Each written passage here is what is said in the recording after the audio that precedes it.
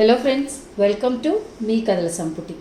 Friends, ఈరోజు రాగబంధం రక్తబంధం నవలలోని 5వ భాగాన్ని చూద్దామండి. నవలలకు వెళ్లే ముందు ఈ నవల అందరికీ నచ్చిందని మీ వ్యూస్ ద్వారా మరియు కామెంట్స్ పెట్టిన ఇద్దరి ద్వారా నాకు అర్థమైంది. విన్నవారికి, కామెంట్ పెట్టిన వారికి నా ప్రత్యేక ధన్యవాదాలు. ఇలాంటి మరిన్ని మంచి నవలలు వినాలనుకుంటే తప్పకుండా మన ఛానల్ని సబ్స్క్రైబ్ చేసుకోండి, లైక్ చేయండి, షేర్ చేయండి, కామెంట్ చేయండి. ఆసక్తి ఉన్న మీ స్నేహితులకు, బంధువర్గానికి మన ఛానల్ని షేర్ చేసి ఛానల్ని వారి చేత కూడా సబ్స్క్రైబ్ చేయించే నన్ను ప్రోత్సహిస్తూ వస్తారని ఆశిస్తున్నాను. ప్లీజ్ సబ్స్క్రైబ్ టు మీ కథల సంపుటి ఛానల్. ఇక నవలలోకి వెళ్ళిపోదాము. మరి చదువుతున్నది శాంతినారాయణ. నా కళ్ళ నుండి 2 నీటి బిందువులు వాడి లేత చెక్కిళ్లపై టపటపా రాలిపడ్డాయి. ఏమండి, ఎందుకు ఆ కన్నీళ్ళు? అడిగింది సులోచన. విషాదం, ఆనందం సమ్మేళన రూపానికి అర్థం ఈ అశ్రుబిందువులు. విధి నా జీవితంతో ఎందుకిలా ఆడుకుంటోంది? ఒక బిడ్డనిచ్చి వెనక్కి తీసేసుకున్నాడు.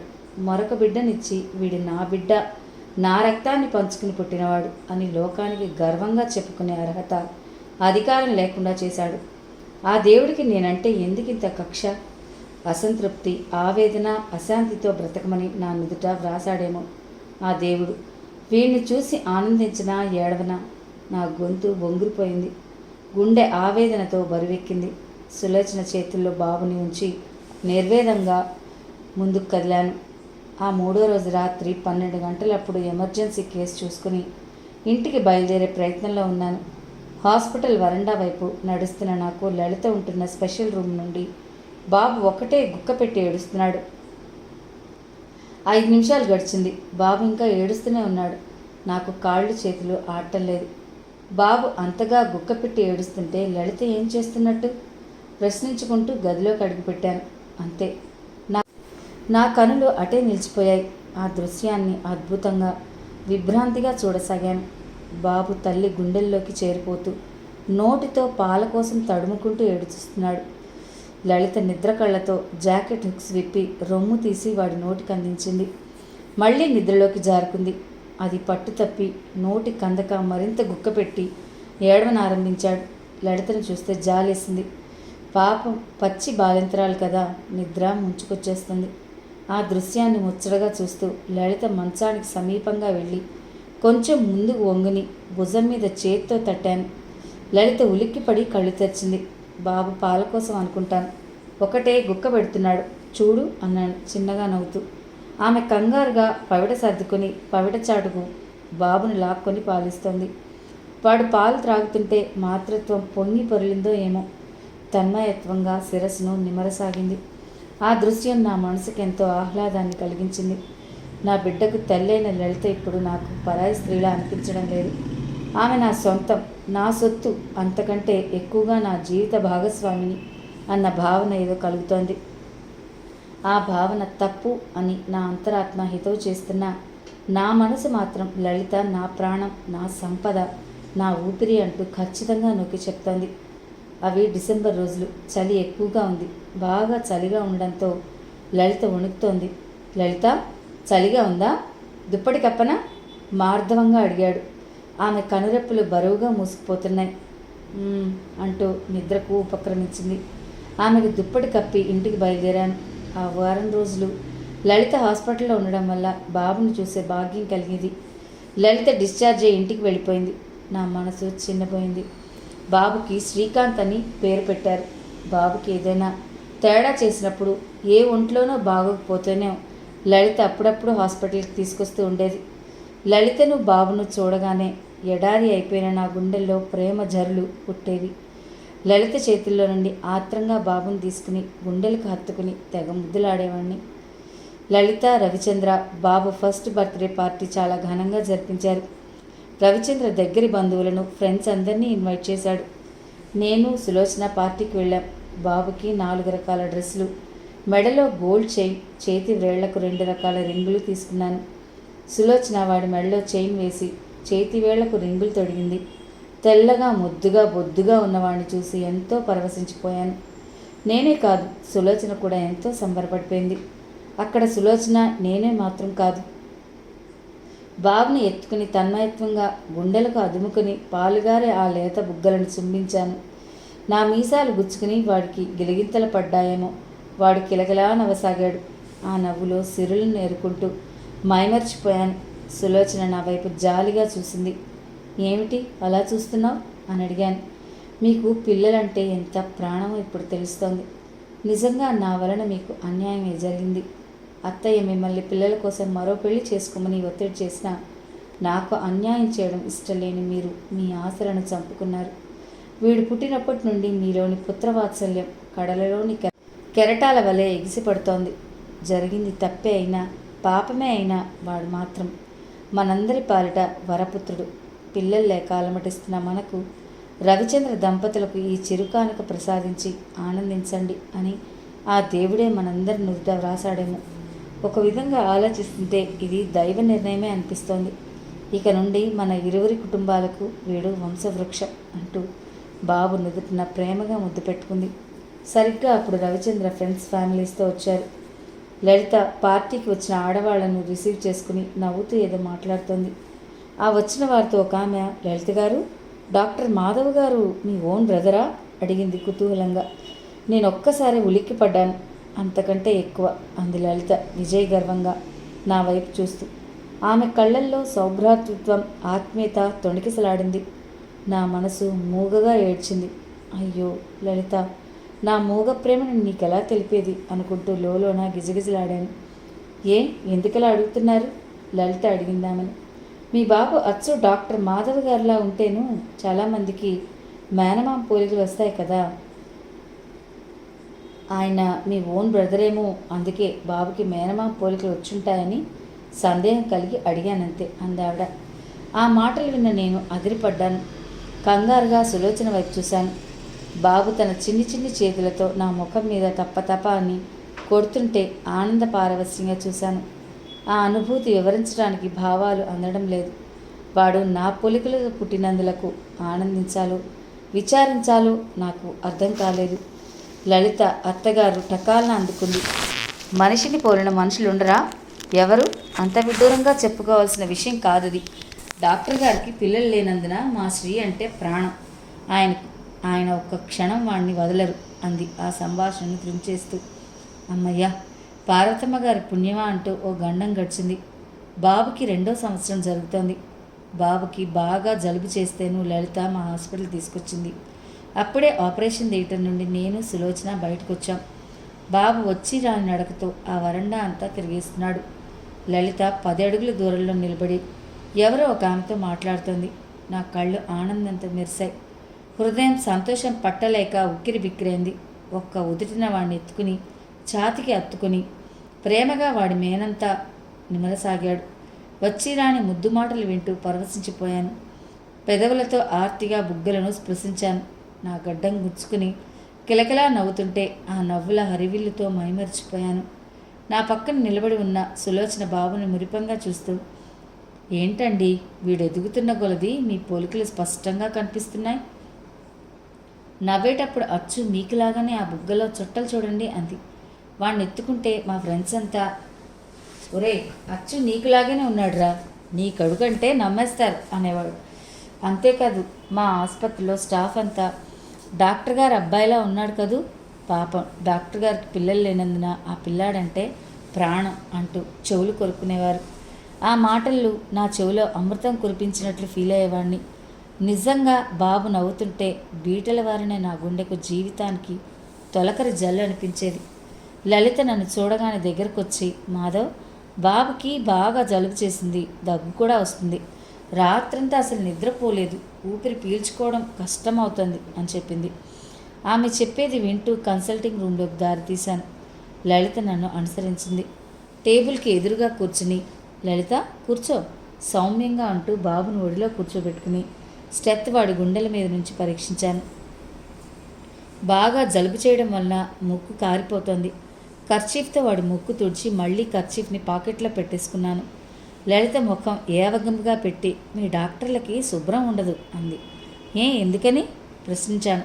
వాడి ముక్కు తుడిచి ఆ కర్చీఫ్ భద్రంగా లోపల పెట్టుకున్నావుగా అంది. అలా అయితే మేము ఏ పని చేయలేం. అయినా చిన్నపిల్లవాడు, చిరాకెందుకు, వీడేమైనా పరాయివాడా, నా కన్న బిడ్డ అంటూ ఆర్దోక్తిలో ఆగిపోయాను. నా తొందరపాటుకి నాలుగు ఖర్చుకున్నాను. లలిత తెల్లబోయి నా వైపు కంగారుగా చూసింది. ఏమిటి నువ్వు అంటున్నది? విస్మయంగా అడిగింది. నేను కొంచెం సర్దుకుని, నా కన్నబిడ్డ అయితే ఇలా చేయనా అన్నాను మాట మారుస్తూ. లలిత నేను చెప్పింది శాంతంగా విని ప్రసన్నమైంది. అమ్మయ్యా అనుకుంటూ స్వేచ్ఛగా ఊపిరి పీల్చుకున్నాను. లలిత అపార్థం చేసుకోలేదు. మామూలుగా నవ్వుతూనే మాట్లాడింది. బాబుకి జలుబు దగ్గు తగ్గడానికి నా దగ్గర మందులు ఇచ్చాను. లలిత బాబుని ఎత్తుకుని వెళ్ళిపోయింది. అలా వెళుతున్న వారిద్దరి వైపు నిర్వేదంగా నిరాశగా చూశాను. నా వస్తువులను ఎవరో బలవంతంగా లాక్కెళ్ళిపోతున్న ఫీలింగ్. నిస్పృహగా కూలబడిపోయాను. వాడి సాన్నిధ్యంలో యుగాలు క్షణాలుగా దొరికిపోయాయి. ఆ మరుసటి రోజు నుండి నా బ్రతుకు గడవడం దుర్భరమయ్యేది. వాడి వియోగం భరించలేకపోయేవాడిని. అనునిత్యం నా కనుసన్నల్లో మెదిలే ఆ పసివాడిని మర్చిపోవడం కోసం కావాలనే డ్రింక్ బాగా అలవాటు చేసుకున్నాను. ఈ అలవాటుకు బానిసైపోతున్నానని సులోచన కలవరపడింది. ఈ అలవాటు మానుకోమని నన్ను బ్రతిమలాడింది. చేజేతులా మీ ఆరోగ్యాన్ని పాడు చేసుకుంటున్నారు, ఒక వైద్యుడు చేయవలసిన పనేనా అంటూ మొత్తుకునేది ఏడ్చింది. నా అదృష్టం పండింది. రవిచంద్ర ఇంటి పక్కన బిల్డింగ్ అమ్మకానికి ఉందని తెలిసి వెనక ముందు ఆలోచించకుండా కనీసం సులోచనతోనైనా సంప్రదించకుండా కొనేసి రిజిస్ట్రేషన్ చేయించుకున్నాను. సులోచనకి ఈ విషయం తెలిసి మనకు హాస్పిటల్కి దగ్గరగా ఇల్లుండగా మరో ఇల్లెందుకని ఆరా తీసింది. సులోచన, బాబుని విడిచి ఉండడం నా వల్ల కాదు. కనీసం రవిచంద్ర ఇంటి పక్కనైనా ఉంటే వాడు నా కళ్ళ ముందుంటాడని నా ఆశ అన్నాను. సులోచన నా వైపు జాలిగా చూసింది. నేను పడే అవస్థ కళ్ళారా చూస్తూ నా తృప్తి కోసం అంగీకరించింది. ఓ రోజు కొత్త ఇంట్లో ఫ్యామిలీ షిఫ్ట్ చేశాను. లలిత బాబుని ఎత్తుకుని భర్తతో మా ఇంటికి వచ్చింది. ఆమె వైపు సజల నేత్రాలతో చూశాను. హృదయం ఆనంద నర్తనం చేసింది. ఆమెను వీధి గుమ్మల్లో ఆపి, ముందు కుడికాలు పెట్టు అన్నాను మందహాసంతో. లలిత నా వైపు విస్మయంగా చూసింది. నేనేమైనా కొత్త పెళ్లి కూతున్నా? ముందు కుడికాలు పెట్టమంటున్నావు? అయినా ఒక డాక్టర్ అయి ఉండి నీకు ఈ సెంటిమెంట్లు ఏమిటి? సున్నితంగా మందలించింది. నా మనసు, నా ఇంటికి, నా జీవితానికి నీవు దీపికళికవు కనుక అంతరంగంలో అనుకున్నాను. పరమ పవిత్రమైన నీ పాదాలు మోపితే మా ఇల్లు పునీతమవుతుంది. ఇక నుండి మాకంతా శుభమే జరుగుతుంది విభ్రంగా చూస్తూ అన్నాను. ఆమె చిరునవ్వులు చిందిస్తూ లోపలికి అడుగుపెట్టి, నా పాదం మోపితే నీకు శుభం జరుగుతుందని అంటున్నావుగా, అయితే నేను నీ ఆడపడుచును అనుకుని చీర పెట్టచ్చుగా అంది హాస్యంగా. ఆ మాటలు వింటూనే త్రుళ్ళిపడ్డాడు. అయ్యో లలిత, నీకు నా మనసు ఎలా తెలిపేది? నిన్ను ఒక ప్రణయినిగా, ఓ ఆరాధ్య దేవతగా కొలుస్తుంటే నిన్ను సోదరులా ఎలా భావించను అంటూ లోలోన ఆవేదన చెందాడు. పైకి మాత్రం చిరునవ్వులు చిందిస్తూ సరే అలాగే అన్నాను. ఏదో సరదాగా అన్నాను, అంతటి మాత్రానికి ఆ పని ఏం చేయనవసరం లేదు అంది లలిత ఇబ్బంది పడుతూ. ఆమె ఆ మాటలు హాస్యానికి అన్నా నాకెందుకో చీర కొనిపెట్టాలనిపించింది. అప్పటికప్పుడు షాపింగ్కి వెళ్ళాను. చీర అంతా maroon colour border, black colour కలిగిన బెన్నీ క్రేప్ శారీ తీసుకొచ్చాను. సులోచన ఒక ప్లేట్లో చీర, జాకెట్ పీసు, పసుపు, కుంకుమ, పువ్వులు, పళ్ళు సర్ది లలితకు బొట్టు పెట్టి చేతిలో పెట్టబోయింది. మాధవ్, నీకేమైనా మతిపోయిందా? నేనేదో హాస్యానికంటే ఈ హడావిడేమిటి? సున్నితంగా కేకలు వేసింది లలిత. ఈ కొత్త ఇంట్లోకి మహాలక్ష్మిలా అడుగుపెట్టావు. మా ఇంటికి వచ్చిన మొట్టమొదటి ముత్తైదువి నీవే. నా తృప్తి కోసం తీసుకో లలిత, మార్ధవంగా అన్నాను. అయినా లలిత ససేమేరా తీసుకోనుంది. వాళ్ళ తృప్తి కోసం తీసుకో లలిత, వాళ్ళకి నువ్వంటే ప్రత్యేకమైన అభిమానం. ఇలా అందరి అభిమానాన్ని పొందడం కూడా ఓ వరమే. ఇంకేమీ ఆలోచించకు, తీసుకో అన్నాడు రవిచంద్ర. భర్త అలా అనేసరికి లలిత మౌనంగా చీర అందుకుంది. రవిచంద్ర కుటుంబం, మా కుటుంబం ఒకరిని ఒకరు విడిచి ఉండలేనంతగా కలిసిపోయాం.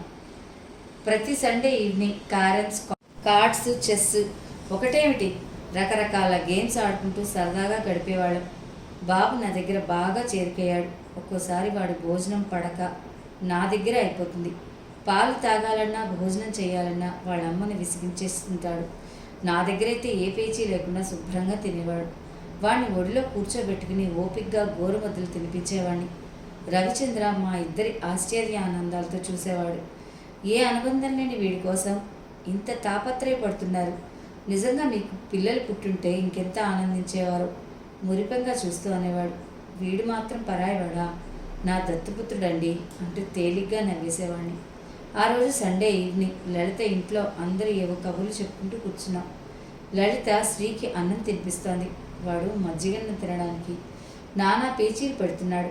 లలిత గొణుక్కుంటూ విసిగ్గా వాడి వీపు మీద చేత్తో 2 పడేసింది. అంతే, వాడి ఏడుపు లంఘించుకున్నాడు. అలా ఏడుస్తున్నప్పుడు దగ్గు తెర వచ్చి తిన్న అన్నం వాంతి చేసుకున్నాడు. అది చూసిన రవిచంద్ర, అబ్బా ఏమిటి లలిత, వాడిని ఎందుకు కొట్టావు? సున్నితంగా మందలించాడు.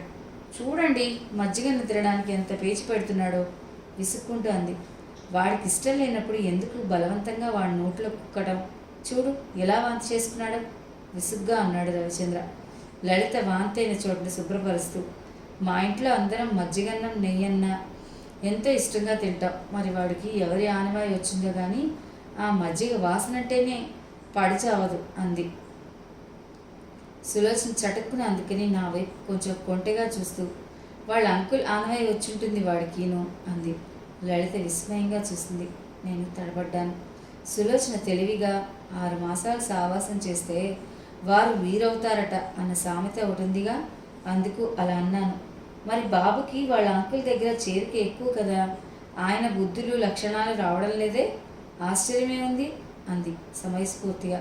అప్పుడు లలిత వదనం ప్రసన్నమైంది. ఏమిటి డాక్టర్ గారు అసలు మజ్జిగ వాడరా? ఆశ్చర్యంగా ప్రశ్నించాడు రవిచంద్ర. మజ్జిగ కానీ నెయ్యి కానీ వాసన వస్తేనే ఆయన భోజనం చేయరు. అందుకనే రోజు ఆయన భోజనం అయిన తర్వాతే నా భోజనం అంది సులోచన.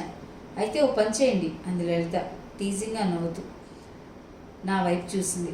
ఏం చేయమంటారు? ఉత్కంఠతో అడిగింది సులోచన. ఒక్కోసారి బాబుగాడు మజ్జిగన్నం తినడానికి విసిగించేస్తుంటాడు.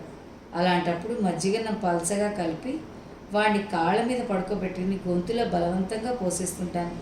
మీరు కూడా మీ ఆయన్ని కాళ్ళ మీద పడుకోబెట్టుకుని గొంతులో పోసేయండి. అప్పుడు కానీ తిన్నకేం చేస్తారు హాస్యంగా అంటూ నా వైపు చూసింది. పోనీ ఆ పని నువ్వే చేసి పుణ్యం కట్టుకోరాదు అన్నాను కొంటెగా నవ్వుతూ. నాయనా, నీకోసం నేను ఇప్పుడు యశోదాదేవి అవతారం ఎత్తలేను అంటూ గలగలా నవ్వింది. లలిత మాటలకు అందరూ గొల్లున నవ్వారు. కానీ నా మనసు మాత్రం చిక్కుమంది. లలిత, నువ్వు యశోదవు కాదు, నా రాధవు. మూగగా మనసు మూలిగింది.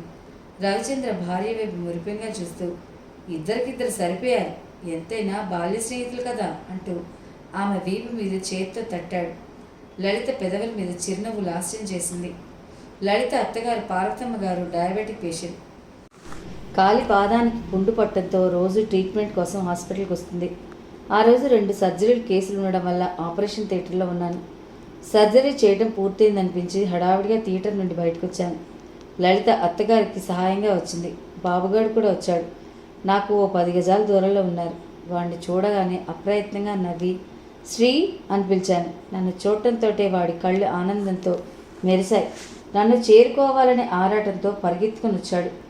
సరిగ్గా అప్పుడు సిస్టర్ సెలైన్ బాటిల్తో వాడికి ఎదురుగా వచ్చింది.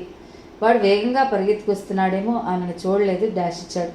అంతే, ఆమె చేతిలోని సెలైన్ బాటిల్ క్రింద పట్టడం బ్రద్దలవడం ఒకేసారి జరిగిపోయాయి. సిస్టర్ వాడి వైపు చిటపెట్టలాడుతూ, ఏ కళ్ళు కనిపించడం లేదా తీవ్రంగా అడిగింది. ఆ పెద్దావిడ ఏదో చిన్నపిల్లాడు కదమ్మా, చూసుకోలేదు సంజాయిషిగా అంది. ఊరకుక్కను వదిలేసినట్టు వదిలేయడమేనా? ఇది రోడ్డు కాదు, హాస్పిటల్. కొంచెం అదుపులో పెట్టుకోవాలి పిల్లల్ని అంటూ సిస్టర్ ఇంకా ఏదో వాగబోయింది. లలిత కోపంతో ఆమె వైపు చివ్వున చూసింది. సిస్టర్ మాటలు విన్న నాకు ఒళ్ళు తెలియని ఆవేశం ముంచుకొచ్చింది. నా బిడ్డను ఒక ఊరకుక్కతో పోల్చేసరికి నా మనసు బాధతో గిజగిజలాడింది. అవమానంతో వళ్ళు కుతకద ఉడికిపోయింది. సిస్టర్ కోపంతో గర్జించాను. నేను అలా అరిచేసరికి హాస్పిటల్ స్టాఫ్ సులోచన ఆ చోటుకి పరిగెత్తుకొచ్చారు. సిస్టర్, సార్ ఈ అబ్బాయి అంటూ ఏదో చెప్పబోయింది. షటప్, నువ్వు నాకేమి చెప్పనక్కర్లేదు, నేనంతా చూస్తున్నాను. వీడిని ఊరకుక్కతో పోలుస్తావా? అసలు వీడు ఎవరనుకుంటున్నావు? ఈ హాస్పిటల్కి నా ఆస్తికి వారసుడు, తెలిసిందా? ఆవేశంగా అనేశాను. అంతా విస్తుపోయి గుడ్లప్పగించి నా వైపు చూస్తున్నారు. కొత్త విషయం విన్నట్టు.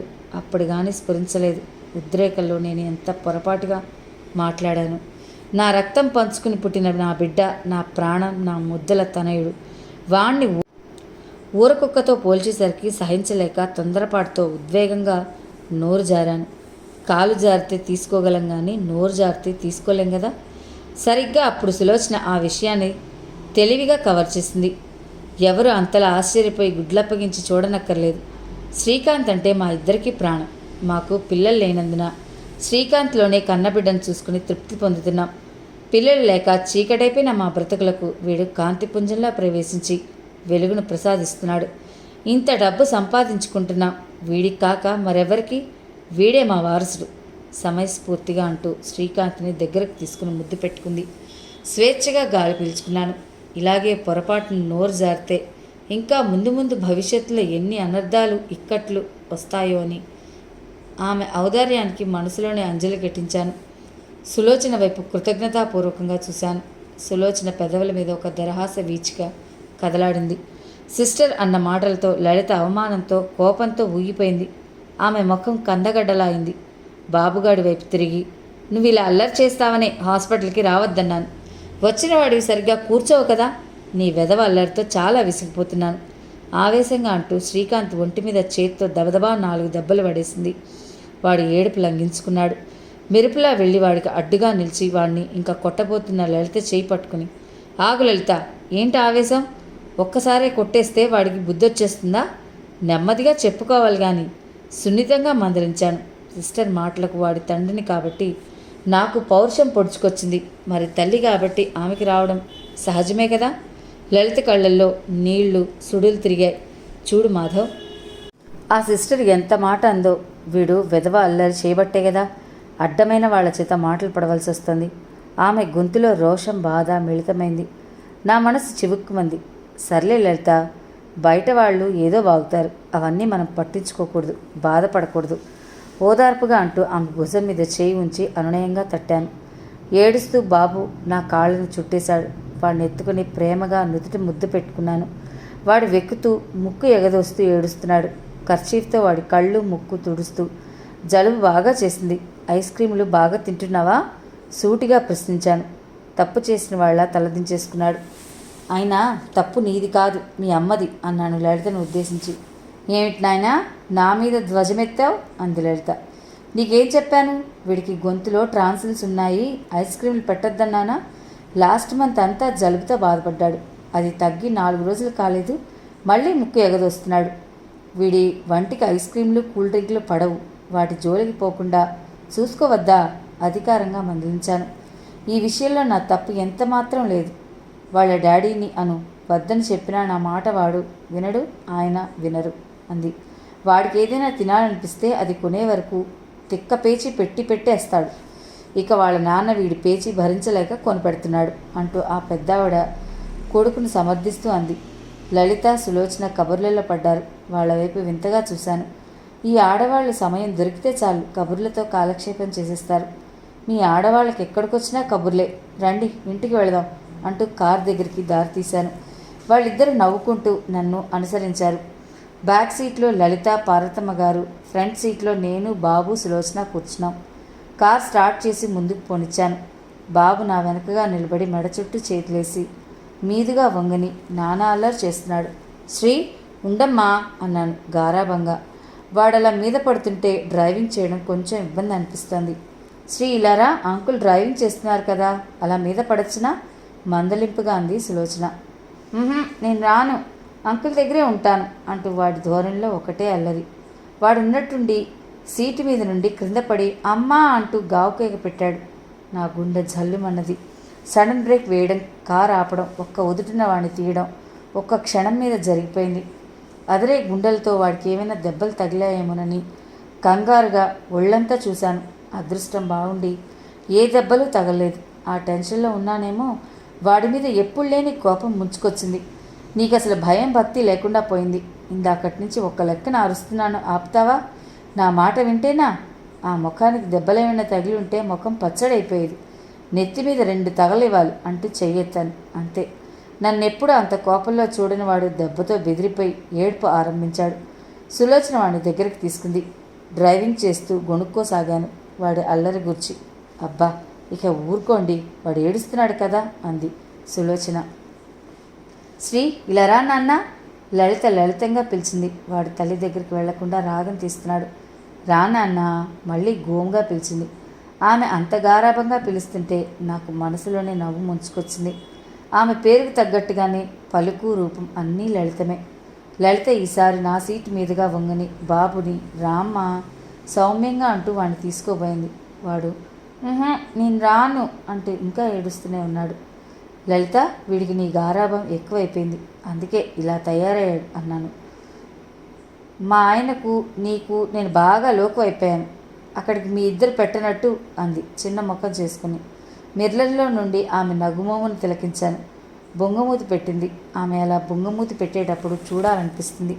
ఆ దృశ్యం నాకెంతో ముచ్చట అనిపిస్తుంది. ఆమెది చిన్ని నోరేమో ముద్దొస్తుంది. బాబుగాడి నోరు కూడా వాళ్ళమ్మ నోరులా చిన్న నోరు. వాడివైపు చూశాను. వాడు ఇంకా కూనిరాగం తీస్తూనే ఉన్నాడు.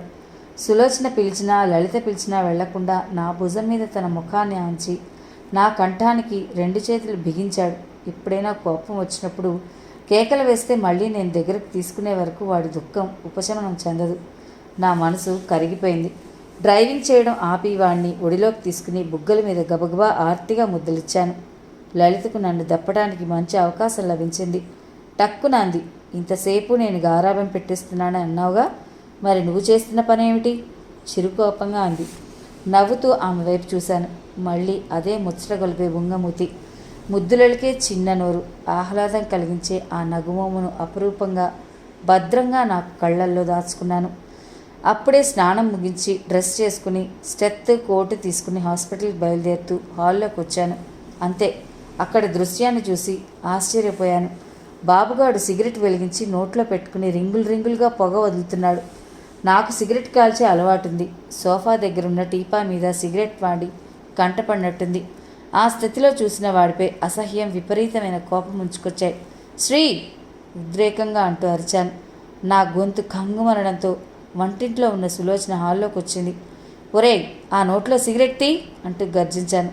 వాడు ఏమాత్రం బెదరకుండా, మరి మీరు ఆంటీ వద్దంటున్నా ఎందుకు కాలుస్తున్నారు? ముందు మీరు మానేయండి, నిక్కచ్చిగా చెప్తుంటే నిర్ఘాంతపోయాను. నోర్మయ్యి వెదవా, వేలడంత లేవు నువ్వు నాకు నీతులు చెప్పేవాడివి అంటూ ఒళ్ళు తెలియని ఆవేశంతో వాడి చెంపల మీద అటు ఇటు వాయగొట్టాను. ఇంతలో సులోచన అడ్డు వచ్చింది. సులోచన అడ్డు రాకు హెచ్చరిస్తూ వాడివైపు తిరిగి, ఈసారి ఎప్పుడైనా ఇలాంటి పాడు పనులు చేశావంటే ఒళ్ళు చీరేస్తాను, తెలిసిందా? తీవ్రంగా అన్నాడు. నన్నెప్పుడు అంత కోపంలో చూడని వాడు బెదిరిపోయి నా వైపు బిక్కుబిక్కుమని చూస్తూ బోరున ఏడవడం ఆరంభించాడు. కోపం వస్తే మనిషి కాదు మీరు, ఎందుకలా వాడి చెంపల్ని వాయగొట్టారు? అసలే లేత బుగ్గలేమో మీ 5 వేళ్లు పడి ఎలా కమిలిపోయాయో చూడండి. లలితకి తెలిస్తే ఏమనుకుంటుంది? తనకు వీడంటే విపరీతమైన గారాభం అంటూ నన్ను మందలించబోయింది. ఫ్రెండ్స్, ఈరోజుకి ఈ చిన్న ఎపిసోడ్ని మీకు రిలీజ్ చేస్తున్నాను. ఈరోజు కొంచెం టైర్డ్ అవడం వల్ల మీకు పెద్ద ఎపిసోడ్ అందించలేకపోతున్నాను, అందుకు క్షంతవ్యం. నెక్స్ట్ ఎపిసోడ్ యాజ్ యూజువల్గా 40 minutes మీకు అందిస్తానని మాటిస్తున్నాను. ఈ నవల మీ అందరికీ నచ్చితే కనుక తప్పకుండా మీ కామెంట్స్తో మీ ఫీలింగ్స్ని తెలుపుతారని ఆశిస్తున్నాను. మరో భాగంతో మీ ముందుంటాను. అంతవరకు సెలవు. నమస్తే.